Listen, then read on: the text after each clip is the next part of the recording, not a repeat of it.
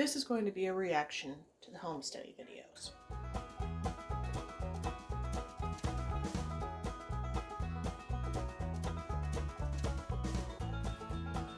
So I follow a YouTuber, and they go by the name of Homesteady, and I started following them because they had this video on like what sort of animal is right for your homestead, like what's easiest, what's hardest, what, you know, and I was like, hey, that's really great. So I was watching that for quite a while, and some of what they do is very like informative, and some of what they do is more like, let's just talk about things. That's fine. They have a very dramatic style, which sometimes I find gets in the way, but that's okay. That's neither here nor there. Everyone's style is different. However, the reason I keep feeling pulled toward doing a reaction video is because recently they have been putting out videos from an adventure that they had, and that is going off-grid in Alaska. And I have a lot of thoughts about that. So, I'm going to be talking about that, and because I've had my own experience actually, genuinely living off-grid in Alaska. And I just have a lot of thoughts on my videos. So, one of the things I'm going to try to do in this video is to be very charitable in my assessment of their videos. And because I know a lot of reaction videos, people are like, oh my gosh, how stupid, or they're really dramatic about it. I don't think that that's going to be necessary. I think I'm going to get my point across very charitably, and I think it might actually help people who are genuinely planning on that being their long-term goal, on going off-grid as their long-term goal in life. So, I'm just going to be doing random things around the house while I kind of talk about it. So, keep watching if you're interested. Also, if you want to go watch their videos first for a reference, feel free. Otherwise, I'm going to go ahead and summarize them here in a little bit so that you know what we're talking about. Alright, I'm going to keep stirring my mac and cheese here. Needs a little bit more milk to thin it out. And then we'll cut to the next scene here. So, Homesteady's videos that they've put out, here's a summary. They decided that they were going to go as a family of 8. So they have 6 kids, and the littlest one I think is like 2-ish, and the oldest one's probably maybe 14, as a guess. So as a family of 8, plus like 2 cats and a dog and apparently some chickens, they were going to go from Pennsylvania to Alaska and spend the summer off-grid in Alaska. And they started by procuring a cabin. It's an A-frame, and then the dad, I'm sorry, I cannot remember their names, but anyway, the dad drove up with his parents and a dog. And they just a minute, I'm doing video. Can you go take that out? Go, that's Dominic's. Give it to him. They drove from Pennsylvania to Alaska via the Alcan, across the country and everything like that. And that in itself is a grand adventure. So, yeah, there's that. That's basically the first episode.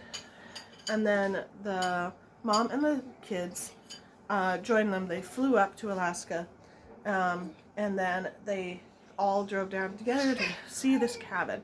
So the dad saw the cabin first. He had a couple of days to get it into working order, because it was not in working order when he arrived. And the idea was that they were going to spend whole summer there. And the reality was that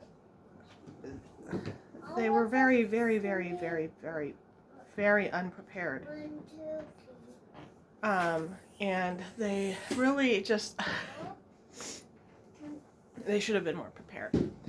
And it was not what they were expecting. And so very dramatically, as in their style, they were like, oh, we were lied to, and we lied to ourselves, and oh, how are we ever going to do this? They said that Alaska summers are beautiful and glorious and stuff like that, and it was just very much like... So what I'd like to do with this video is kind of go over the choices that they made and whether they were good choices or bad choices when going off-grid in a short-term circumstance. Yeah, she's playing with those. She can have them. Do not take them from her. So the first thing that they did, the first choice that they made was that they chose to go kind of sight unseen to a place that needed work.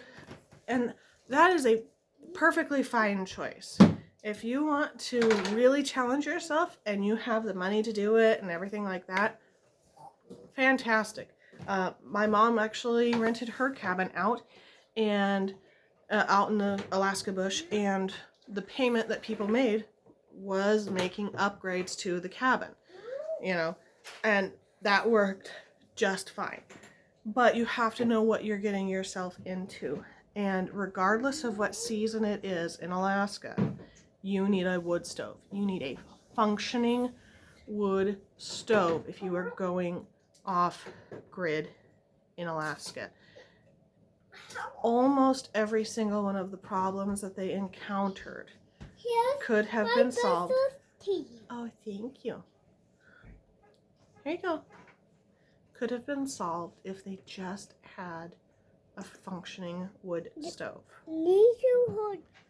So their first problem was cooking, and how a wood stove can solve their cooking problem is fairly obvious. As long as you've got a flat top wood stove, which in my opinion all wood stoves should have a flat top. There are barrel stoves out there which are not ideal, but you can pound a flat spot in it if you need to.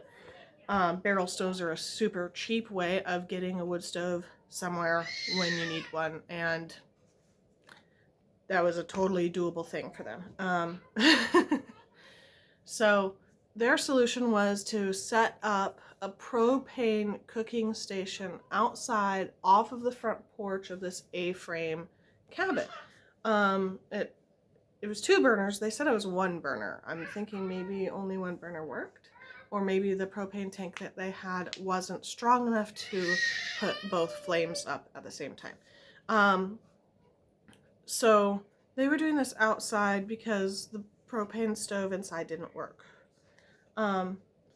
But being that it's summer, another option would have been that they could have just taken that outdoor setup inside, because it was right next to the door, and just left the door open. That would have actually provided heat and a dry place and a place away from bears and all sorts of stuff in order for them to cook more effectively and in a safe place and eat in a warm spot and kind of fill their bellies with stuff like that. Not to mention, then you can just close the door when everyone's done eating and save whatever is left in that bowl or in the pot in a bear safe area, so that you can eat it at the next meal. The next bit that I have to mention, because it doesn't have to do with the wood stove, but it does have to do with bears. His first choice in repairing this cabin was to install an electric fence in an off-grid cabin. Off-grid means not connected to municipal electricity. So he needed either a solar or a battery power. So he spent money and time setting up an electric fence to keep chickens in and bears out. And I can 100% guarantee that an electric fence does not keep bears out, or every Alaskan would have an electric fence around their front yard, with like a different fence inside to let their kids go play outside. I can 100% guarantee that that electric fence has absolutely no effect on a bear with 3 inches of fur that is protecting their skin. Those chickens are nuggets to that bear. And they were on the Kenai Peninsula, so the grizzlies, it's just, you have to just accept that there are bears. So I'm just going to put that out there. The next problem that could have been solved by having a wood stove is the cleaning problem. Think about it. Here on the grid, how many times a day do we clean? Okay, we wash our hands after we use the bathroom, or cook food that we need to wash our hands, like raw meat, things like that. We wash dishes once, twice, 3 times a day. If you want to shower, if you want to wash clothes, anything like that, it requires water, heat, a place to dry things, and a sanitary setup that makes sense. It also requires water disposal, but your wood stove is going to make this so much easier. Their solution for all of this was to purchase an electric and propane powered instant water heater with a shower head on it. And I just was a little confused. So that's how they were washing dishes, and they were just letting it flow. They were just letting it flow while they washed dishes. It was running, and they would wash one dish at a time. Same with laundry. They put it in a soup pot and washed clothes like that. And then one of their biggest things was that Mom wanted a nice hot bath at the end of every day. And they didn't have a setup for indoors, so they purchased this bathtub thing, almost like a cooler, and they had it out on the front porch, the uncovered front porch. And they would fill it with hot water to relax and bathe in this at the end of the day. And then I'm not exactly sure how they drained the water. Hopefully they had a hose to take it across away from everything. But they learned that mosquitoes are a big deal in Alaska. And all of this could have been solved by having a wood stove. If you have a wood stove, one of the first things you learn is that you always keep a pot of water on the wood stove. It humidifies the air a little bit. It provides hot water for all sorts of cleaning. If you have one that's more for just cleaning like dishes and laundry and stuff, then it doesn't matter if it gets silt and stuff in it. And then one for have a hot tea kettle on there. It's so nice to just be able to be like, I really want some hot tea, and I have water in my tea kettle. There, it's ready. But this is for dishes. This is for laundry. This is for washing yourself, which, by the way, sponge baths are the way to go. So as I'm sorting my own laundry here, the next thing that having a wood stove would have solved is the fact that they had nowhere to dry out. Whether it's their freshly laundered clothes that needed to dry, they hung them outside, but it was a very rainy summer. It rains a lot in Alaska, on the Kenai Peninsula especially, so that's not a surprise to me. Checking the weather, the typical weather of a place that you're planning on staying for a summer, not a bad idea. So they had nowhere to dry off, and they wouldn't let the kids go play outside because then they would be all wet and with nowhere to get warm. So, wood stove solves that problem. A wood stove just solves so many problems. So it solved the cooking and the cleaning problem. And then the next problem that they had is that they were just miserable. And yeah, being cold and wet is miserable. It truly is. My first summer in Alaska, I lived in a tent. I didn't have a wood stove except in the treehouse where my mom and her boyfriend were living. And so I could go in and warm up from time to time, but the standard was that I just dealt with it in my tent. You learn techniques for dealing with being cold, but if you want to have a good time, you need heat, you need warm food, you need those kinds of comforts. And instead of stringing up that fence, fella should have gone over to Spinard Builders Supply up in Anchorage, which he would have had to have gone through to pick up his wife from the airport. Girls, I'm doing a video. And picked up a wood stove. It would have solved so many problems. It would have been a lot cheaper than all of the other solutions that he had. And it would have just improved their situation overall. So I want to define off-grid because not everybody really knows exactly what off-grid means. So when they go off-grid, sometimes they don't really understand it. So off-grid simply means that you are not connected to utilities. Okay? So technically speaking, if your area doesn't have any rules against it, you can go off-grid in the city. You absolutely can. Off-grid is not bush living. Bush living is a style of going off-grid. But that's not the only way to go off-grid. So bush living is different. Bush living means that there are limited supplies available to you in like a nearby location.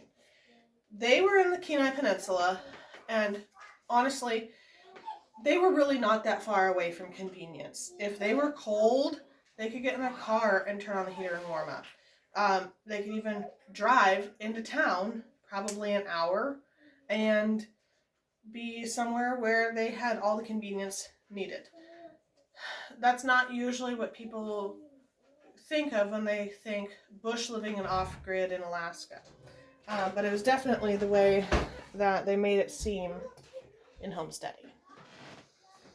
So, going off-grid, and you have to actually kind of know why you want to go off-grid. Is it because you want to be able to support yourself without the help of others?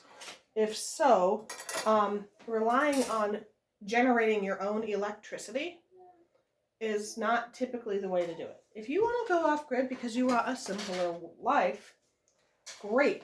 Handing your kids tablets and not letting them play in the rain is not the way to do it. Which is something that they did. They said, we wanted to get them off the tablets, but then they just ended up on the tablets. Yeah, if you bring your tablets to Alaska, your kids are going to play on tablets.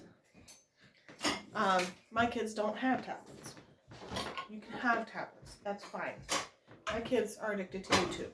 That's their thing. But if you don't want something for your family, don't bring it.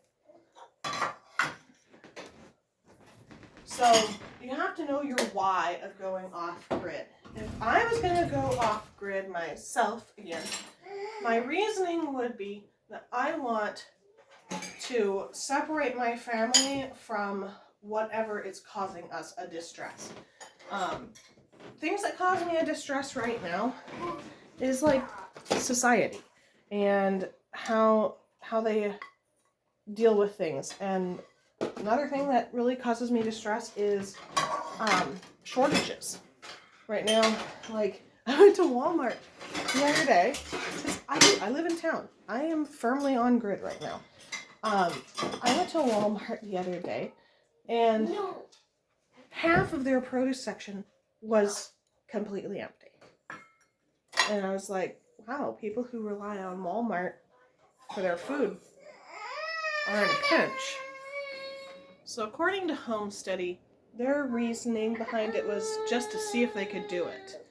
To see if they could go off grid. Yes, I know. Let's change your diaper.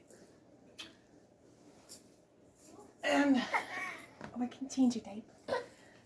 Seeing if you can do it it's fun and everything, but it's you kind of have to have a better goal in mind, so that you know what the hallmarks are of reaching your goal. So if it's just to see if you can do it, then you kind of, it's like buying a jump rope just to see if you can jump rope. And you try it, and then you're like, well, I couldn't do it at first, so I'm just gonna give up because. But if you are buying a jump rope because you want to learn how to do a fun form of fitness, then you're going to do a lot more research on it before you do it, and then you're going to have a goal. I don't have that goal. I don't jump rope. I homestead. If you want to have the goal of living self-reliantly, Alaska's not the place to do it. Unless you are in the Matsu Valley, where weather is temperate enough that you can actually grow crops and stuff. And even then, you need a serious amount of infrastructure, greenhouses and such, in order to get the growing season that you need for your vegetables. You're never going to be able to produce enough grains that you need. You are always going to need to rely on others who are importing goods. Yeah. And like they said, you're not always going to get your moose or your fish. And you can't live on just moose and fish. So if you're going to go off-grid or bush living, those are definitely things that you need to take into consideration. So in this next part, I want to talk about, what if I do? What if I do want to go off-grid? What if I do want to live in Alaska bush? What should I be doing in order to prepare for that? So that's what we're going to talk about next. So you want to go live off-grid in the Alaska bush. Here is what you need to do. Adjust your expectations. Watch real YouTubers who actually live in the Alaska bush, ideally in the area that you are planning on living. I lived in the middle of Wrangell St. Elias National Park. From the map, it looks like it's more coastal, but it's absolutely not. It's definitely more interior type environment. You're going to want to look at what the temperatures are like in the summer, in the spring, in the fall, in the winter, and whether it's a moist freeze or a dry freeze. Okay? That way you can know what to expect. Out in McCarthy, Alaska, it's a dry and very cold winter. And it's one of those places where you can hear the trees breaking because it gets so cold. And then in the summer, it's actually, it's a dry air. It's very much surrounded by mountains. And it's a dry heat, actually. It gets up to the 80s. Once in a while, the low 90s is like the most highest high possible. And then, oh, I know, you're hungry. Valdez, which is another place that I live, that I would not consider this off-grid, but I would consider it rural. Valdez is a completely different environment. Valdez is rainy. Think of like Seattle. And it's rainy during the summer, pretty much all summer long. You get some bluebird days that are great, but yeah. but mostly it's rainy. And then in the winter, yeah, they get 25 feet of snow in town and 40 feet through the pass, which is the only road in and out. Okay, which means you need to be up for shoveling, one way or the other. Knowing the environment that you're going to get into is very important. You're going to have a very different environment in the Kenai Peninsula versus Fairbanks. You're going to have a very different environment if you are in one of the Aleutian Islands, which I really highly don't recommend. Or Seward, or Juneau. Alaska is huge, and its terrain is very different from place to place in it. And the weather is extremely different, and you just need to know what to expect. Are there roads going to where you are planning on living? Are they maintained in the winter? Most of them are not. And even if they are maintained in the winter, do they actually get maintained in the winter? Because no, probably not. We had ice that we call them glaciers. Ice that would form over the road in a slant and just stay there all winter long. Glaciers. On our road to McCarthy. It was connected by the road system, but it was not maintained except by private people who would sometimes plow it out. If it's air only, how often does air get stuck? Do airplanes get stuck in places and not be able to arrive? If it's by water, how often do the ferries run? All of that is very important stuff to know. The next thing that they really should have considered in Homesteady is the infrastructure that was there for them to use. Now, they just wanted to stay for the summer, but they could have done more investigation into exactly what that entailed, exactly what the cabin was like that they were getting into. So if you want to go off-grid and you're going to purchase an existing structure, number one, get as many photos as you can of every angle. Number two, honestly, go visit it, guys. I mean, he went up there in the winter prior to, and he could have easily scouted out a few places, at least to get an idea of what was available, okay?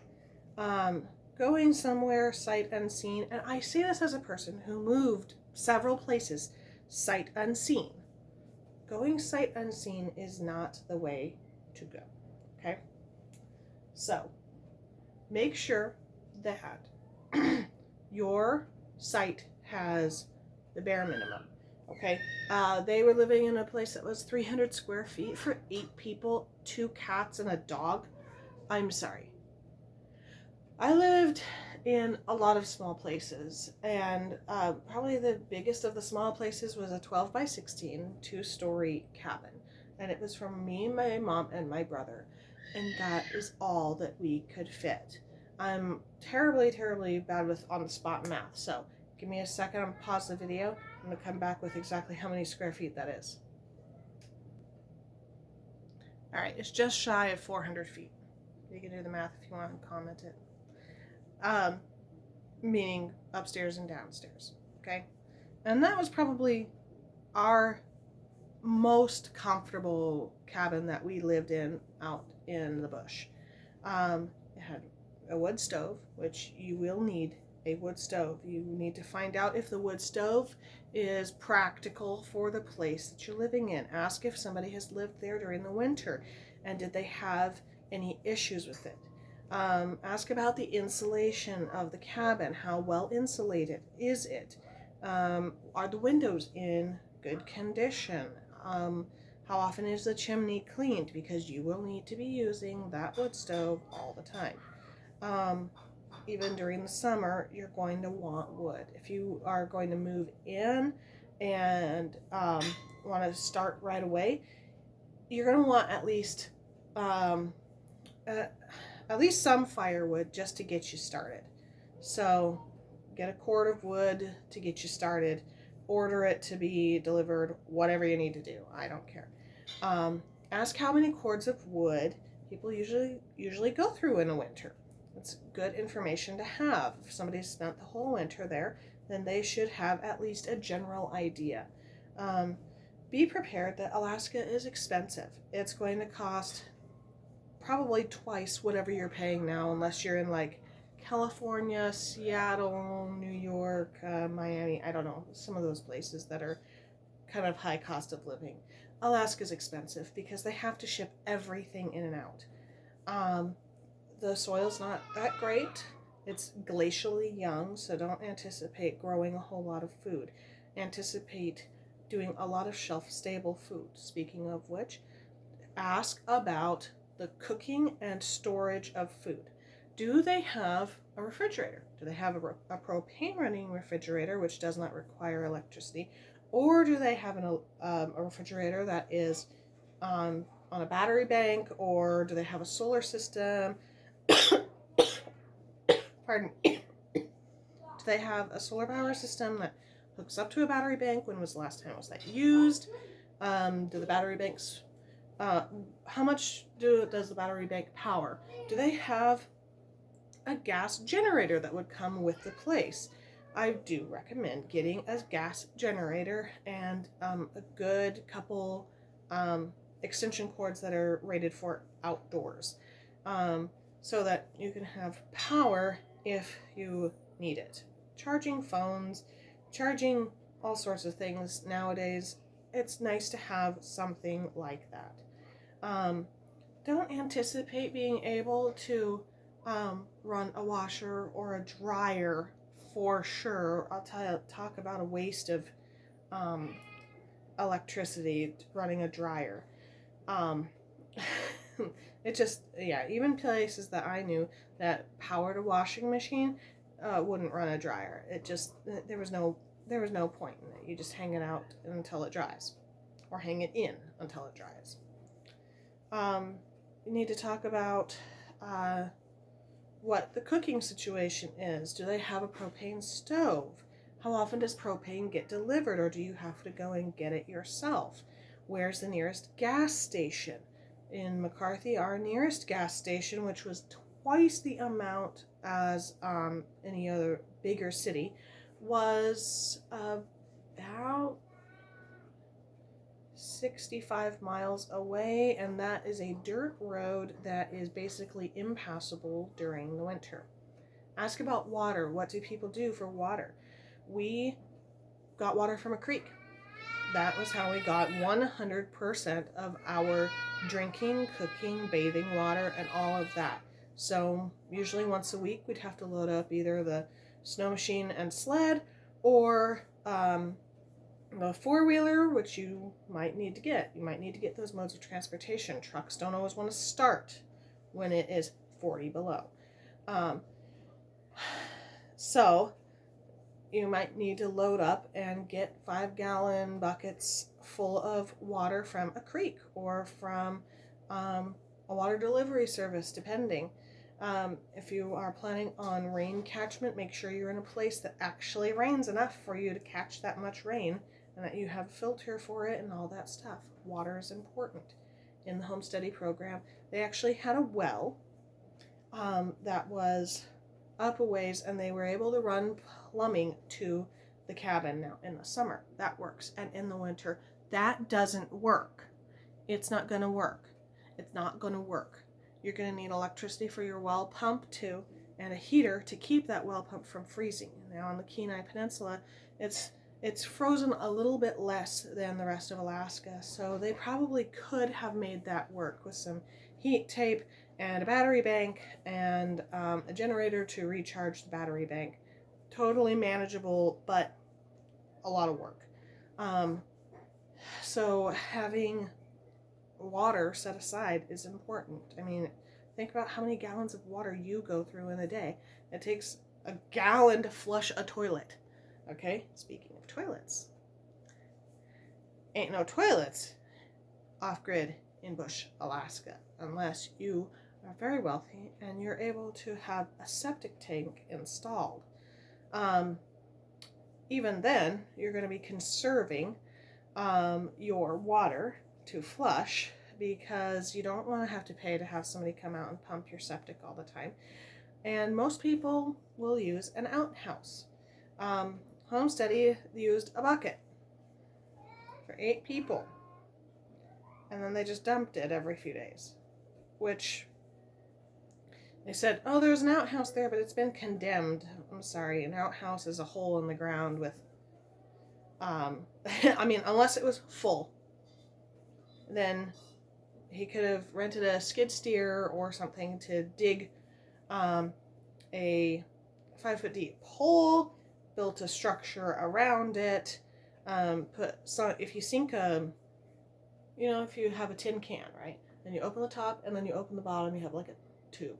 So 55-gallon drums are commonly used for stuff like that. So the bottom one, you actually leave the lid on the bottom. You sink that down, and then you put another one on top of it, another one on top of it. 3-barrel deep outhouse. Boy, that's fancy. And then you build a structure on top of it, which will provide a place to sit. And then a structure around it to escape the mosquitoes, bears, and moose that might be curious while you are in a very delicate situation. And rain and snow and people staring at you. You're going to want mosquito net on everything. So ask about an outhouse. Is there an outhouse, or how do they handle waste? Please don't put toilet paper in your outhouse. Here's what you do with it. Get yourself an old metal coffee can. I'm talking old. It's got to be completely metal. Puncture just a few holes in the side of it, and all of your toilet paper that is used goes in there, not in the outhouse, because the toilet paper will fill up your outhouse so much faster than the actual waste. Then, when it gets full of toilet paper, you take it out to a clear spot and you light it on fire. Burns it up, and since it's a metal coffee can, it will not melt or anything, and then you just let it cool down. You can actually dump the ashes in the outhouse, which helps with the smell, and then you can refill it with more used toilet paper. You can also keep your fresh toilet paper roll in a nice coffee can with a lid on it to prevent moisture and porcupines and bears from destroying it, which definitely does happen. They did, in Homesteady, find out that a regular toilet seat is not the ideal way to go about it, and that blue foam board, the kind that you use for insulation with a hole cut out of it, is so much more pleasing on those early morning trips to the outhouse. It warms up so much faster, and so much more comfortable, and yeah, definitely go with the blue foam board. Pink if you don't have the blue. Either way, it'll warm your tushy a whole lot faster. So there are so many other things that I feel like they really should have learned about before they took this trip. And they ended up saying, well, we couldn't hack it a couple of weeks and we're out. And I'm like, yeah. You weren't prepared at all. And I guess the reason I'm making this video is because I know they have a huge following, and I worry that people are gonna say, I'm gonna try that, and they're not gonna be prepared. And the thing is, if you have money to buy yourself out of a situation like that, fine. If you have the money to fly 8 people back home to your homestead in Pennsylvania and leave all that infrastructure there and everything, okay. But in this economy, most people don't. They might think, hey, I know what they did wrong, and I'm just going to try it. There are so many people stuck in Alaska because they cannot even afford the plane ticket to get out.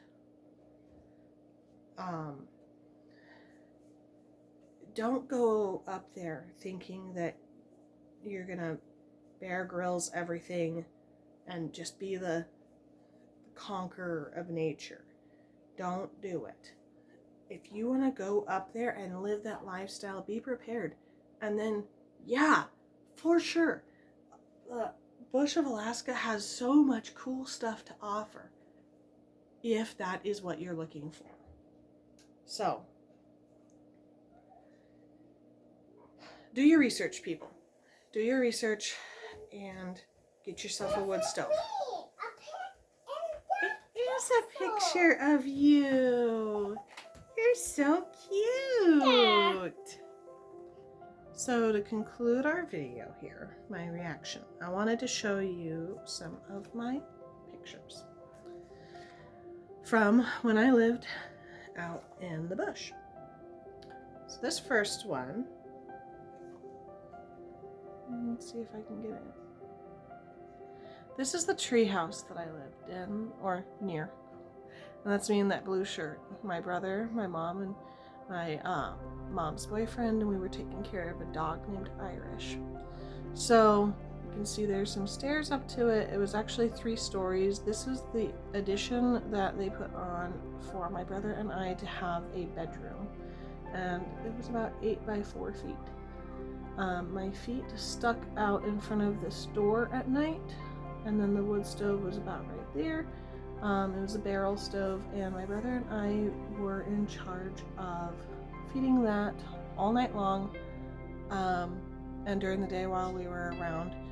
And then my mom and her boyfriend lived in the 3rd story, and the 2nd story was off limits to us as well. It had a TV, and once in a while they would turn on the generator and they would go watch TV, but my brother and I mostly, we stayed either in the room that was added on, or before that we stayed in our tents. So yeah, that was the first summer. The first winter we moved out of that and into a couple other places, and this is me during that first winter, hanging out in the snowbank, still trying to rock the worldly type outfits. I was an eccentric sort even way back then, so that was winter. I did not have a whole lot of winter gear, and that's why I still have circulation problems in my feet. Here's another photo from that first winter. So that first winter, that was about the extent of my snow gear. I had a fleece sweater and some snow pants and some secondhand hiking boots. And then a hat that I actually still have. And that's what I wore most of the time. And I just stayed indoors as much as I possibly could. During that first winter, we were house sitting for a while, and then the people who we were house sitting for became disenchanted with my mom's boyfriend, and then my mom and her boyfriend separated, and we needed to move. So we moved to a caretaker's cabin right off of a runway. This was the caretaker's cabin, and it was one of my favorite places there. It had 2 wood stoves. One was a cook stove, and one was just a regular heater stove. And the cook stove was closer to my bedroom, and so I loved learning how to cook and bake on that so that it would warm up my bedroom. And as you can see, yes, I am still a rather eccentrically dressed person. And I was about, I think I would have probably just turned 15 here. During the summers in McCarthy, and in Alaska, they are much nicer. This photo is probably 10 or 11 at night, and I am out there just drumming my heart out. The community in Alaska is pretty amazing. It really is. People are friendly and excited to share experiences with people, and some of those experiences may be a little bit sketchy for a 15-year-old, but there I was. This is my room in that 12 by 16 cabin in the upstairs. I managed to fit my drum set in there. This is the stovepipe that I would put my feet up against because it was insulated. And that's my bedroom. This is a picture of the cabin unfinished. Of course, this finished up. And so my bedroom would have been the top front right there. We had all sorts of activities that we would do. We'd go ice fishing. This is my brother and my friend's dad. Ice fishing. I'm running out of time on my battery. We'd hang out with our friends. They were very well set up for off-grid living. They really knew what they were doing, so we would visit them very often. This is what the inside of our cabin looked like. This was the finished version. No, actually, we ended up putting up a little bit of drywall. This is the guy who built it.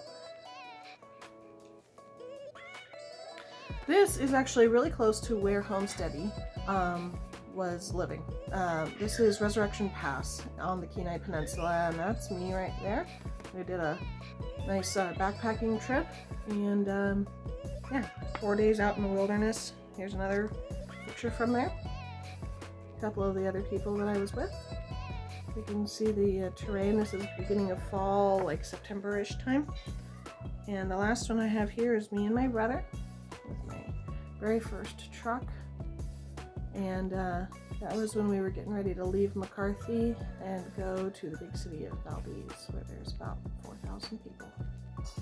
So, thanks for joining me on this reaction video. Go watch the Homesteady ones if you like. And if you decide to go off-grid, come chat with me before you do it, okay? God bless y'all, and we'll see you next time.